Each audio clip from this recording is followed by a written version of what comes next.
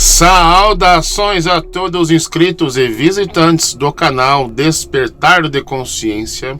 Aqui quem fala mais uma vez com vocês é Emissário Cristiano. Chegamos mais um vídeo para a gente analisar, a gente estudar com a mente aberta. Mateus capítulo 2, verso 15. Jesus era idólatra? Então aí foi detectado aí mais uma contradição. Como assim? Eu vou deixar bem claro para que vocês entendam qual é o objetivo desse vídeo. Veja bem, grande parte, a maioria dos cristãos, do mundo cristão, não todos, eles, para validarem o Messias deles, eles se encostam principalmente em textos isolados lá do Antigo Testamento, porque ouviu dizer a alguém que pelo profeta tal, para que se cumpra a profecia tal, o profeta tal disse, né? E o que mais acontece? Grande parte dessas pessoas nem sequer se dão ao trabalho de verificar se realmente o profeta disse aquilo que o tal Mateus, Marcos, Lucas ou João disse. Porque uma coisa muito comum que você vai encontrar no Novo Testamento é a seguinte frase: para que se cumpra a profecia proferida por profeta tal. E aí aquele que usa mais o cérebro, ele vai dar uma de crente iberiano e ele vai verificar, e quando ele vai chegar lá na referência tal, ele não acha absolutamente nada de JC. Nada. E aí tem alguns aí no meio da cristandade que vai usar a função MacGyver, a gambiarra, gente.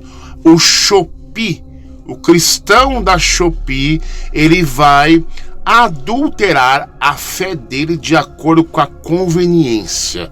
Eu vou te mostrar o que eles fazem aqui nesses textos, né? Por exemplo, se um profeta fala que é para Israel, o cristão da Shopee, ele adultera, ele travestiza o texto para se encaixar com o JC dele, com a idolatria dele, principalmente se apegando em textos isolados. Mas quando a gente vai ver o contexto, não tem nada de GG. Se a gente pegar, por exemplo, a referência desta passagem de Mateus 2,15, a gente vai pegar lá o tal de Oséias, capítulo 11, se eu não me engano. Aí o cristão, ele vai pegar lá o versículo 1 e vai dizer assim, tá vendo aqui, ó, o profeta Oséias proferiu aquilo que Mateus está dizendo. Mas aí quando a gente vai lendo os negócios, a gente vai ver que a casa vai cair. Aí que você chega à conclusão, ué, JC era idólatra? Outra coisa bem curiosa no meio da cristandade, que eu vou falar para vocês, que eles não acabam aqui percebendo, são os pontos da caligrafia da língua portuguesa. Cristão, ele passa despercebido, né? Não sabe para que serve, né? E aí vai fazendo aquele monte de sincretismo religioso no caldeirão para poder validar a fé dele. Então, nesse caso, o que o cristão vai utilizar-se? Da desonestidade, da mentira, do malabarismo. Não só cristão no meio protestante também, mas também o católico faz isso, né? Para poder validar Maria, pega lá vários textos isolados ali e tal, faz uma tipologia, né? Enfim, vamos até utilizar, por exemplo, termos protestantes, né? Para facilitar. Não é só lá a escritura? E quando você pega lá um profeta para validar o seu Messias, não vale só lá a escritura, vale espiritualizar tudo? Por que vocês tentam espiritualizar textos que não são espirituais? Por que vocês tentam enfiar chuchua com machixe em textos que não falam nem de chuchua com machixe? É só a escritura. E aí, não vale mais isso? Então você vai perceber que eu vou mostrar para vocês essas maracutaia que muito cristão faz por aí. E para fechar com chave de ouro, eu vou estar utilizando aqui nesse vídeo aquela velha Bíblia de estudo King James 1611 para você acompanhar comigo mais mentiras que os PhDs inventam para falar que ali fala de algum Messias, né? Eles tentam fazer essa ponte lá do antigo com o novo, novo com o antigo, que enfim o antigo responde o novo responde o antigo, enfim, aquelas coisas todas, né? E não façam mais isso, gente, é muito feio. Porque se chegarmos à conclusão, então no caso Mateus mentiu, né? E muitos cristãos ficam mentindo em cima da mentira, né? Uma mentira propagada com várias mentiras, então torna-se verdade, né? Uma mentira propagada de forma colossal lá na frente vai se tornar verdade, né? Então vamos tomar vergonha na cara e vamos ser honestos, gente. Vamos começar o vídeo, mas antes da gente iniciar nosso vídeo, eu venho de convidar você que não é inscrito neste canal, se inscreva no canal, você que ainda não é inscrito, deixe o seu like, deixe o seu comentário, deixe sua perguntinha, né? E bora pro vídeo, ó. Bem, nós vamos iniciar aqui nosso estudo, né? Aqui no livro de Atos, capítulo 17, com o tema Os bereanos estudavam a palavra, né? Assim a gente vai saber qual a diferença dos bereanos dessa época os bereanos de hoje em dia, né?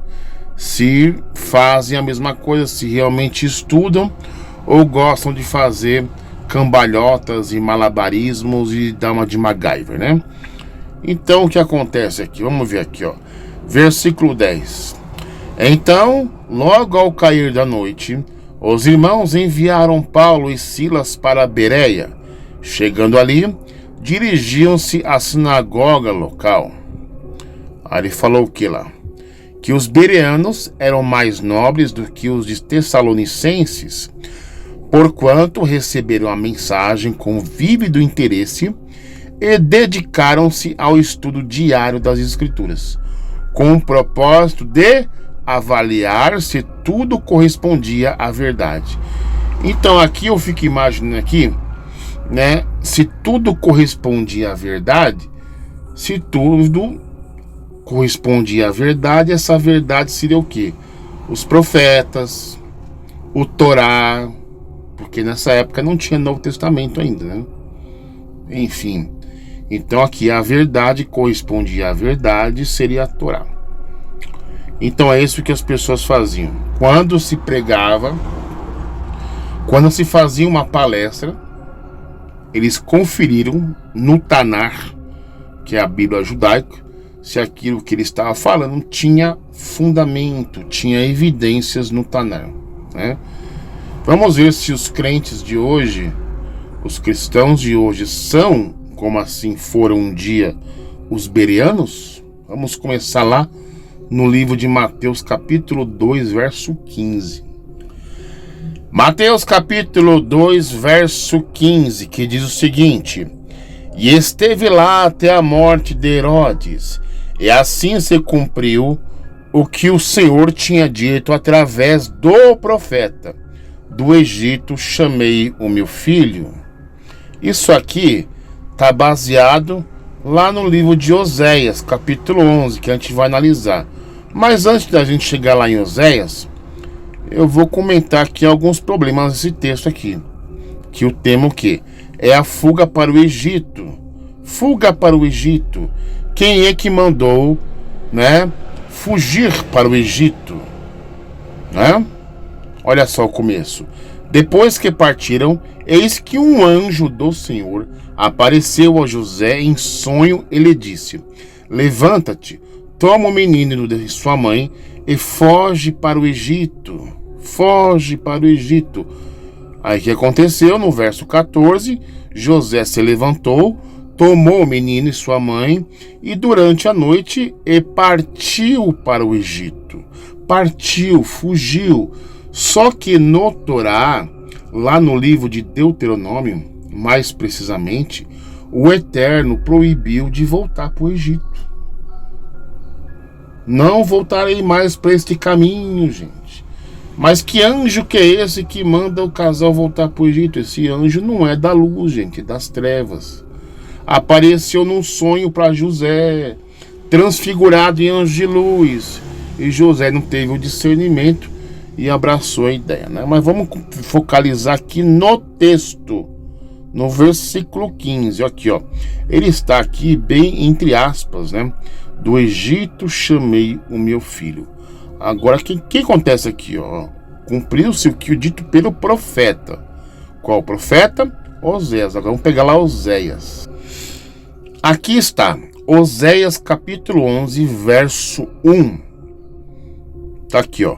Quando Israel era menino, eu o amei muito, e do Egito chamei o meu filho. E do Egito chamei o meu filho.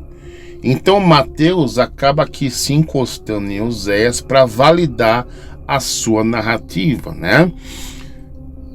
O que acontece com esses dois textos de Mateus 2,15 e Oséias capítulo 11, verso 1? Eu vou colocar um em cima do outro para a gente raciocinar, para você captar a minha ideia. Vamos lá? Bem, aqui nós temos as duas referências textuais juntas, né? Eu vou dar um zoom para você prestar atenção no que está acontecendo aqui. Vamos lá. Então eu coloquei até 2 emojis para pensar, né? Vamos pensar. Vamos dar um zoom aqui. Aqui, ficou bom, né? E esteve lá até a morte de Herodes, e assim se cumpriu o que o Senhor tinha dito através do profeta. Do Egito chamei o meu filho. Mateus 2,15, né? Agora o Oséias. Quando Israel era menino, eu o amei muito, e do Egito chamei o meu filho. Vamos botar a cabecinha para pensar. O que tem de errado nessa passagem, gente? O que tem de errado nessas duas passagens? Primeiro, quando se começa um assunto aqui, ó, tá vendo esse sinalzinho aqui? Deixa eu dar um zoom para você enxergar aqui melhor. Esse sinal aqui, ó, abre aspas, fecha aspas, é o assunto. Você quer focar o assunto, você abre aspas e fecha aspas. Esse aqui é o primeiro.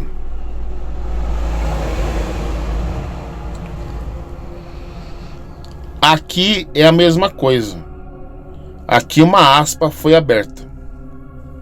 Tá vendo aí, ó? Não dá pra abrir mais aqui, né? Então tá aqui, ó. Uma aspa foi aberta. Mas cadê a fechada? Fechando aspas. Então o assunto não termina aqui no... Ele termina depois. Porque se a gente pegar o texto de Oséias capítulo 11, você vai ver aonde que a aspa é fechada. Quer dizer, o assunto não termina no versículo 1. Termina lá quase no final, praticamente. Capturar a ideia? Quer ver comigo? Vamos dar uma olhada. Bem, está aqui, ó, Oséias capítulo 11. Tá vendo aqui, ó? Aqui começa uma aspa aberta, mas no final não tem fecha aspas. Então o assunto não termina no 1. Na língua portuguesa.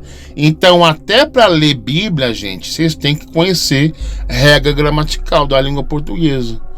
Se vocês não compreendem ou a ignoram, vocês começam a fazer gambiarra em textos bíblicos. As gambiarras das interpretações cristãs, gente. Quando se abre uma aspa, cadê a parte fechada? Então você vai lendo e vai fechar onde? Cadê Cadê a fecha aspas aqui? Hein? Vamos procurar. Cadê a aspa fechada, gente? Onde é que termina o assunto? Deixa eu pegar aqui. Aqui, ó. Bem aqui, ó. Olha onde a aspa se fecha.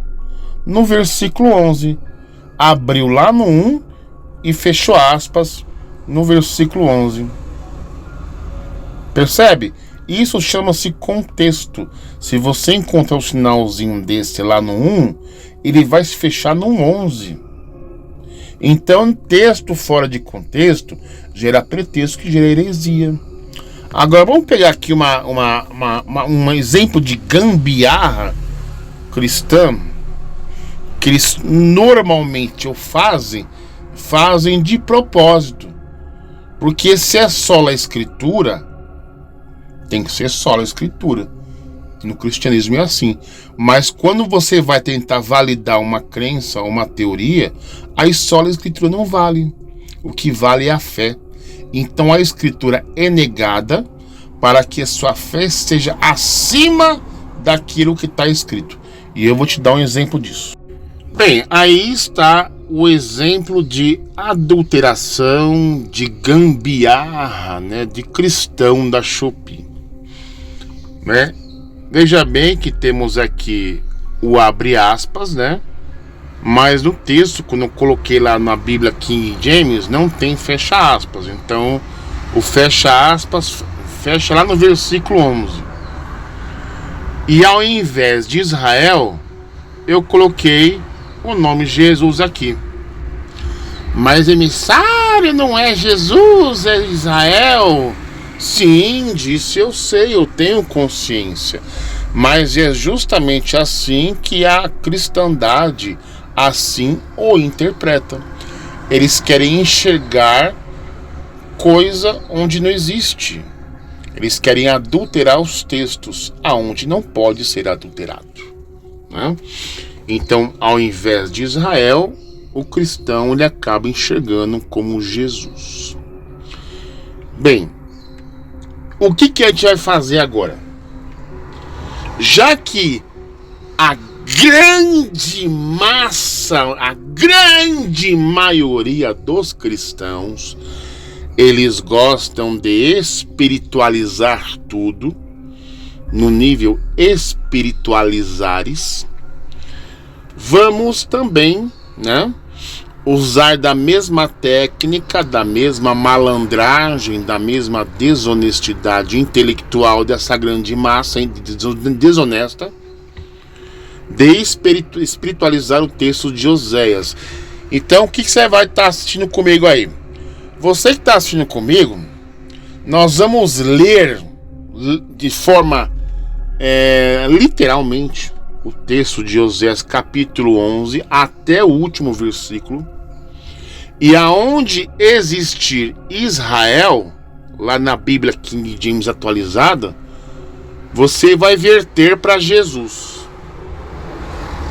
Nós vamos ler Jesus no lugar de Israel. E você vai ver a merda que vai dar. Para você entender que Jesus é um idólatra segundo o próprio cristianismo. Segundo a própria desonestidade, a cara de pau dessa massa alienada chamada cristão. Vamos dar uma olhadinha? Olha que bonitinho como que eu deixei o livro de Oséias, capítulo 11, versículo 1. Eu deixei o livro de Oséias com uma cara cristã evangélica, ou católica, né, por assim dizer, né? Então você percebe aqui, ó, eu tirei o nome Israel e coloquei Jesus, tá vendo? Entendeu? Então lá, o amor do Pai pelo Filho Jesus. Agora ficou bem cristão, né? Como os cristãos gostam de colocar Jesus onde não tem, ou tentar interpretar de forma espiritual, eu deixei assim já bem facilitado. Agora, quando a gente for ler agora o livro de Oséias 11, aonde você enxergar Israel, em Oséias 11, vai estar Jesus. Vamos ler? Oséias capítulo 11. Então, onde você encontrar Israel, você vai entender que é Jesus. Aí você vai ver a merda que vai dar. Bem, aí está o texto. Eu coloquei o texto de Oséias capítulo 11, né, num bloco de notas. Editei algumas partes para que o livro de Oséias capítulo 11 ficasse o máximo cristão possível. Como seria, né? Aí você vai perceber lá no fecha aspas, onde fecha o texto, o assunto. É por isso que eu chamo Jesus de idólatra, porque é o texto que o cristão pega lá, baseado em Mateus 2,15, fazendo uma ponte com Oséias 11, cristianizando o livro de Oséias, vai dar essa merda que eu vou te apresentar agora, tá? Não fiquem espantados. Mas vamos ler junto aqui, claramente, a merda, né? Como que é o método que o cristão consegue de fazer as coisas, né?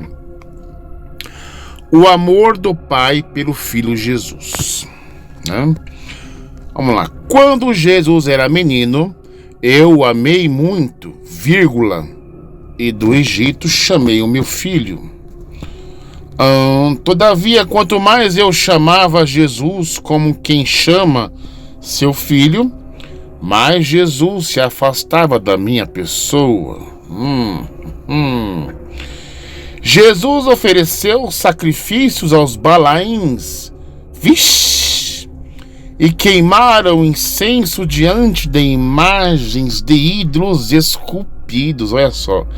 Então aqui quer dizer o quê? Jesus era idólatra porque ele adorou o quê? Os Balaíns?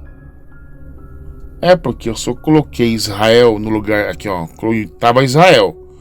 Aí eu coloquei Jesus. Então Jesus ofereceu sacrifícios aos Balaíns, cara. Oh my God. Contudo, eu ensinei Jesus a andar. Eu carreguei no colo. Mas Jesus não entendia quem era a minha pessoa, quem os curava e zelava por ele. Eu conduzi com laços de bondade humana e grande amor. Fui eu quem lhes tirou do jugo pesado do pescoço e me inclinei para alimentá-los.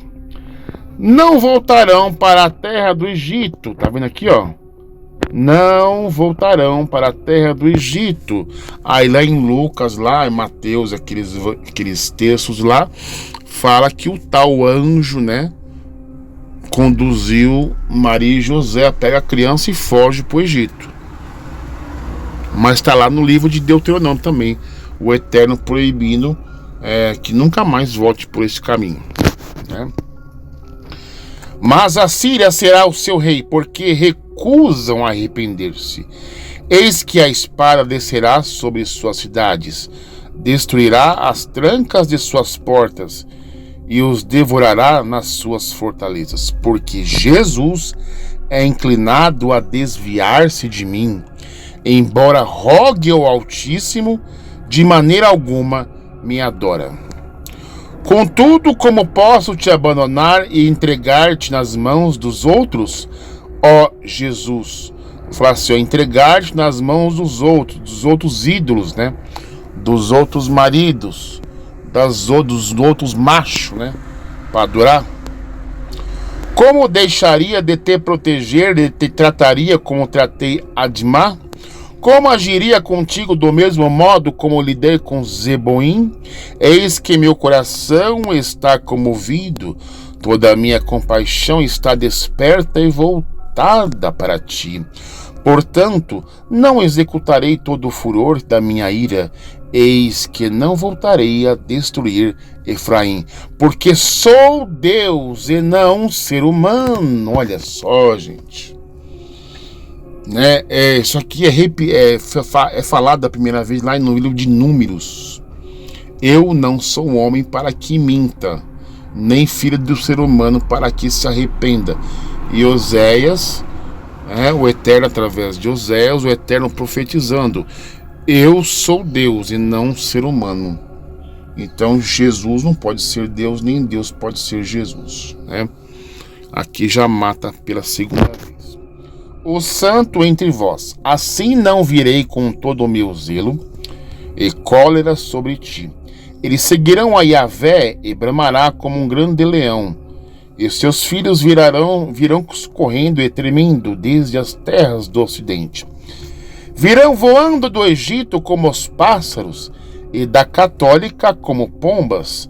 Então eu mesmo os estabelecerei em seus lares. Palavra de Yahvé, o Senhor. Adventistas me cercou por meio de mentiras, e os TJs com engano, e os kardecistas e mormons ainda andam rebeldes contra Deus, o Santo Fiel. Então vocês perceberam aí como é que funciona, né? O método espiritualis do meio cristão.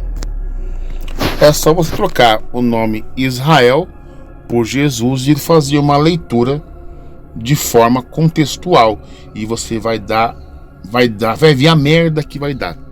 Jesus era idólatra. Então, quando você tentar pegar lá no Novo Testamento, grande parte lá dos discípulos, para que se cumpra o que foi prometido pelo profeta tal, você vai ver que é um versículo isolado. O resto não tem nada a ver. Então temos aí Oséias capítulo 11, né? Bíblia King James, estudo em Roma, o amor de Deus por Israel, né? Percebe, está em vermelho aí, né? Aí, ó, quando Israel era criança, eu o amei e chamei o meu filho para fora do Egito. Pegando lá no começo, né? Os cristãos, eles trocam essa palavra Israel pelo nome Jesus, né? Só que esquecem de ler o restante, que no caso, mas como os chamava, assim se iam de diante deles, sacrificavam a Balaíns e queimavam incenso às imagens de escultura, né? Aí se ler o contexto vai piorar mais a situação, dando a entender que JC era idólatra porque sacrificava a divindades pagãs. Mas o mais interessante nisso é a nota de rodapé. Você vê como que os PhDs fazem a maracutaia. Vamos ler aqui, ó. Aí, ó, 11:1. Richardson nota que Oséias 11, eu não sei quem que é esse Richardson aqui, chega perto de dizer que Deus é amor, como no Novo Testamento, em 1 João 4, 7 e 8. Eu o amei, fala de Yahvé, atraindo Israel para o seu coração afetuoso e de sua fidelidade ao pacto com os patriarcas ao redimir Israel e escolhê-los para um relacionamento do pacto. Como pai amoroso, aí você tem as referências, Deus trouxe é um uso enfático da palavra chamou Israel para si e para o seu destino. Contudo, no momento, ele estava sofrendo como um pai abandonado por seu filho. No caso, Oséias 6,4. Aí pega lá o Novo Testamento. O Novo Testamento, deixa eu focar melhor aqui, entende que o versículo 1, assim como o 2, no caso que sacrificou a Balaíns, também tem importância messiânica. Olha só, o PhD confirmou que Jesus era idólatra. Também tem importância messiânica, visto que Jesus, filho de Deus, assim como Israel, também foi trazido do Egito em um contexto de ódio.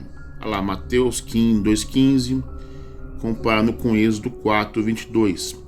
Jesus veio como representante de Israel para cumprir a justiça que o povo não tinha.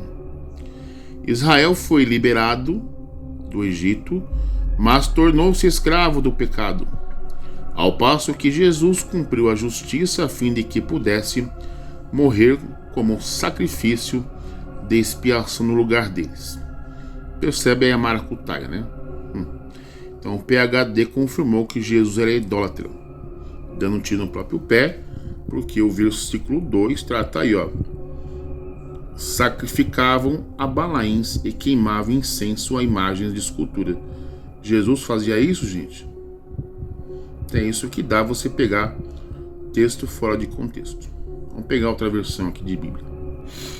Agora eu vou usar a Bíblia aplicação pessoal. Tá bem bagaçada de tanto usar, né? Mas é para isso, tem que estudar. Olha o tema aí. O amor de Deus por Israel. A ingratidão de Israel, ameaças e promessas. Então tá aí como tá na outra, né? Quando Israel era menino, eu chamei, e do Egito chamei o meu filho. Quando Jesus era menino, né? Mas olha o 2. Mas como os chamavam, assim seriam a sua face, sacrificavam a Balaíns e queimavam incenso a imagens de escultura. No caso, segundo a outra Bíblia, aqui se refere a Jesus. Mas vamos ver aqui a notinha de rodapé.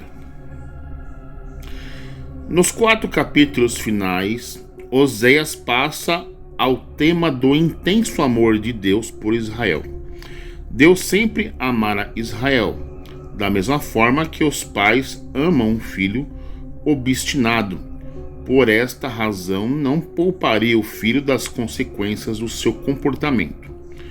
Os israelitas eram pecadores e seriam castigados como um filho rebelde, que era trazido pelos seus pais à presença dos anciãos. Através da triste história de Israel, Deus repetidamente se oferece para restaurar a nação, sob a única condição de se voltarem a ele, ou ao Torá, né, no caso. Ao rejeitar obstinadamente o convite de Deus, o reino do norte selara seu destino. Seria destruído, para nunca mais se levantar. Mesmo assim, Israel ainda não estava eliminada como nação. Um remanescente de fiéis israelitas retornaria a Jerusalém, onde um dia o Messias viria e ofereceria perdão e reconciliação a todos aqueles que fielmente o seguissem. Interessante nessa versão de Bíblia aqui é que o comentarista dessa passagem, ele não cristianizou assim bem escancaradamente como fez a versão King James, né? Mas enfim, a teologia cristã, ela dá a entender que Oséias 11:1 se refere a Jesus, baseado em Mateus 2:15, como foi mais explícito na versão King James, onde o próprio comentarista aplicou Jesus tanto no versículo 1 como no versículo 2.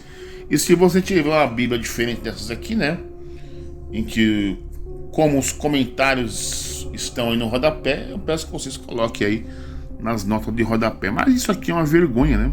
Mas praticamente eu coloco a culpa onde? Nos próprios teólogos, né, quando criam esses tipos de estudo, Cristo no Antigo Testamento, quando fazem aquelas maracutaias de versículos isolados, né? E quando você vai ver o contexto, ou um versículo antes ou depois, você vê lá que a casa acaba caindo. No caso, Oséias capítulo 11, verso 1, dá para tentar, né, aplicar. Mas você vai pegar o versículo 2 e vai entender que Jesus era idólatra, porque sacrificava Balaíns, né? Então o cara não vai querer ler tudo, ele só pega o que é conveniente ali para poder validar sua fé. Assim também fazem os católicos também. Aqui, ó, Isaías 53, tá vendo? Salmo 100, aqui é um contexto, né? Mas Salmo não é livro profético, né? Já começou errado aí, né? Aqui, cadê aqui? Vou pegar uma referenciazinha bem interessante esse aqui, encontro. Não. Então é um show de gambiarras vergonhosa isso. Olha só um exemplo aqui, ó. No início ao fim, o Antigo Testamento verte a expectativa da vinda de alguém. No caso, Gênesis 3:15, fala da descendência da mulher que feriria a cabeça do tentador. No caso, Gênesis 3:15. Então eles entendem que essa pessoa se referia-se a Jesus. O católico fala que é Maria. Então fica um jogo do bicho. Mas o próprio Novo Testamento engraçado, fala que o próprio Deus que pisaria na cabeça da serpente, que não é Jesus nem Maria. Então, que estudo mal feito é esse, né? É só procurar no seu Novo Testamento, não vou dar referência, mas está lá que é o próprio Deus que pisará na cabeça da serpente, não é Jesus nem Maria, né? Olha essa aqui, ó.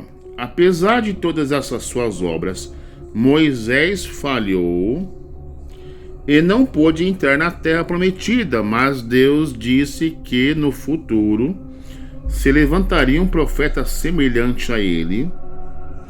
No caso, Deuteronômio 18, 15 ao 19. Tá vendo? Só que quando você vai ler no Torá, esse tal profeta semelhante era Josué e não Jesus. Onde no Torá você lê uma coisa que tipo assim: antes de Moisés falecer, ele entrega lá, se não me engano, a capa dele para Josué, né, o cajado, e passa a patente para Josué dar continuidade no sistema ali. Então não tem nada com Jesus aqui, né, filho? Aí, por exemplo, aqui, ó, Deuteronômio 34, verso 9. Aqui, ó, vamos pegar o 8 aqui, ó. E os filhos de Israel choraram por Moisés nas planícies de Moabe durante 30 dias. Assim, terminaram os dias de pranto e o luto por Moisés. E Josué, filho de Num, estava cheio do espírito de sabedoria, porque Moisés havia imposto suas mãos sobre ele, e os filhos de Israel deram ouvidos a ele, e fizeram como o Senhor ordenara a Moisés. Então se foi colocado, imposto as mãos sobre ele, no caso de José, então o sucessor de Moisés é, no caso, Josué e não Jesus. Tá vendo? Como a gente não precisa de teologia cristã para poder explicar o próprio livro Bíblia, é muito fácil, né? E olha só o comentário, né, gente? Rapaz, assim, olha só. Aqui, ó, 34:9. Deixa eu focar aqui. Josué tinha sido bem instruído para suceder Moisés. Porém, todo o treinamento do mundo seria insuficiente se ele não estivesse cheio do espírito de sabedoria. Quando ficou evidente aos israelitas que Josué estava adequadamente preparado para a liderança, eles deram ouvidos a ele e fizeram como o Senhor ordenara a Moisés. Tá vendo? Então você percebe que os próprios comentaristas, que no caso quem comentou esse livro aqui de Deuteronômio, quer ver? Tá aí, ó, Deuteronômio, Engine Manual, Dallas Theological Seminary, PhD, Columbia University. Então, se ele foi honesto em falar que quem foi o sucessor de Moisés foi Josué, como você viu no comentário, aí como esse cidadão aqui, Craig Blazing, vai fazer um estudo sobre Cristo no Antigo Testamento e ele afirma um negócio desse aqui, no caso, ó, Deuteronômio 18, 15 a 9, querendo dizer que esse profeta semelhante a Moisés seria que o Cristo, sendo que o comentarista lá de Deuteronômio fala que é Josué. Então, até entre os próprios PhDs, comentaristas, eles não estão em acordo. Um fala uma coisa, outro fala outra. Mas o outro lá de Deuteronômio foi mais honesto. Tá vendo, gente? Então vocês acompanharam comigo esse estudo, né, de Mateus capítulo 2, verso 15, com uma ponte com Oséias capítulo 11, para mostrar para vocês que o, entre aspas, sola escritura não é válido no meio cristão. O que vale é a convicção, é a crença individual da pessoa e da desonestidade intelectual dos mesmos em ficar pegando ali um textinho isolado para poder validar Jesus. No caso de Oséias 11, capítulo 1. Mas se ler lá os versículos seguintes do contexto, né? Mas Jesus era idólatra? Ele adorava balaíns, queimava incenso? Aí fica problema, né? Então quando a pessoa pega o mastigadinho só para por conveniência, né? Pela desonestidade intelectual, né? E você vai vendo, né? Mateus 2,15, para que se cumpra aquilo que foi predito pelo profeta, né? Então Mateus, para poder validar aquilo que ele está narrando ali no caso, ele se encostou no caso em Oséias capítulo 11, verso 1, provavelmente. Então Mateus também é um cara desonesto, porque ele se esqueceu que o versículo 2 é o tiro no próprio pé. É a contradição, né? Então, quando você pegar pessoas do meio da cristandade, não estou aqui generalizando, tá? Que gostam de pegar um textinho isolado para ensinar, entendeu? Para dar carteirada. Você pode perceber, você pega um versículo antes ou um depois, você já, você joga ele para UTI. Ou então você pega o começo do capítulo lá, por exemplo, o profeta fala com Israel e não com a igreja, ou fala-se de Jesus, sabe? As pessoas, elas invalidam o que está escrito. Então o que é sagrado realmente não é a sola escritura, como eles tanto afirmam, né? Baseado da época de Lutero, né?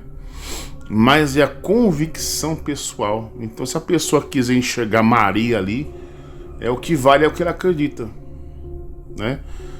Se o católico quiser enxergar Maria lá que pisara na cabeça da serpente, então o que vale é a crença dela, né? Se o protestante quiser enxergar Jesus, é o que vale a crença dela. Não é a escritura que é sagrada. Vocês estão me entendendo?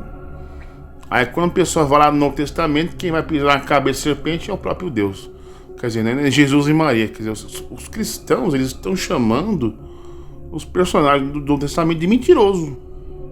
Isto é uma vergonha. A casa caiu pro crente, gente.